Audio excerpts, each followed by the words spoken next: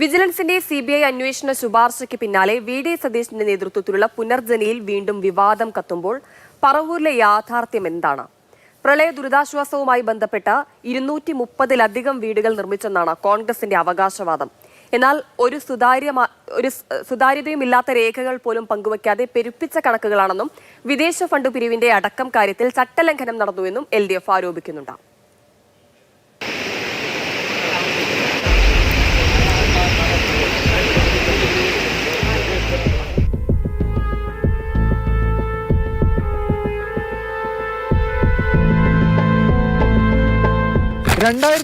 ലെ പ്രളയത്തിന് പിന്നാലെ തന്റെ മണ്ഡലമായിട്ടുള്ള ഈ പറവൂരിൽ വി.ഡി. സതീശൻ MLA വിഭാവനം ചെയ്തു കൊണ്ടുവന്ന പദ്ധതിയാണ് പുനർജനി.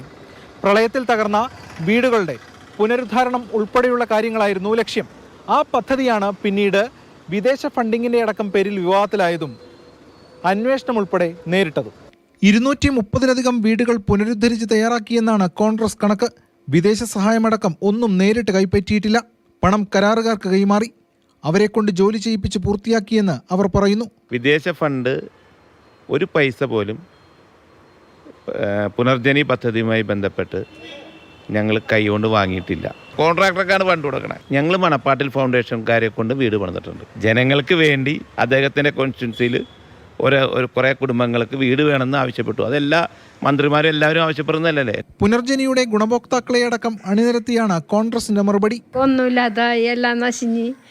അപ്പോൾ സാറിങ്ങനെ ചെയ്യിച്ചത് എത്ര നല്ലതല്ലേ. ഞങ്ങൾക്ക് അത് കേട്ടപ്പോൾ ഒരു വല്ല വിഷമമായി. എന്താണ് സാർ ഇത്രയും ഇതൊക്കെ ആയിട്ട് എല്ലാവർക്കും വീടൊക്കെ വെച്ച് കൊടുത്തിട്ട് സാറിന് ഒരു ചീത്തപ്പേരില്ല എന്ന് ഓർത്തിട്ടൊരു വല്ലാത്ത വിഷമമുണ്ടായി. എന്നാൽ കോൺഗ്രസ് വാദങ്ങളെ ഇടതുപക്ഷം തള്ളുകയാണ്. ട്രസ്റ്റുകളും മറ്റും വച്ചു നൽകിയ വീട് കൂടി പുനർജനി കണക്കിലേക്ക് ഉൾപ്പെടുത്തി. പദ്ധതിയിലെ സുതാര്യതക്കുറവിനൊപ്പം വിദേശ പണപ്പിരിവിലെ ചട്ടലംഘനം അടക്കമുള്ള ആരോപണങ്ങൾ ഉയർത്തി വിഷയത്തിന് ഗൗരവതരമായ മാനമുണ്ടെന്ന് LDF. നാമമാത്രമായ വീടുകൾ വെച്ചു കൊടുത്തുകൊണ്ട് കോടിക്കണക്കിന് രൂപ പിരിച്ച് വലിയ സാമ്പത്തിക തട്ടിപ്പാണ് കേരളത്തിന്റെ പ്രതിപക്ഷ നേതാവിന്റെ ഭാഗത്തുനിന്നും ഉണ്ടായിട്ടുള്ളത്.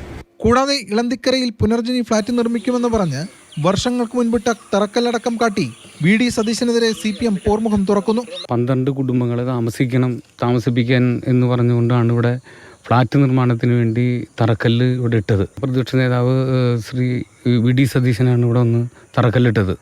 അതിനുശേഷം യാതൊരുവിധ പ്രവർത്തനങ്ങളും ഇവിടെ ഉണ്ടായിട്ടില്ല. ഒരാൾക്ക് ആർക്കാണെന്ന് പോലും പറഞ്ഞിട്ടില്ല. നിലവിൽ ഇതുമായി ബന്ധപ്പെട്ടുകൊണ്ട് ഒരു ലിസ്റ്റും പ്രതിപക്ഷ നേതാവോ അല്ലെങ്കിൽ അവരെ പ്രതിനിധീകരിക്കുന്ന രാഷ്ട്രീയ പാർട്ടി പോലും പറഞ്ഞിട്ടില്ല എന്നുള്ളതാണ് ഒരു യാഥാർത്ഥ്യം.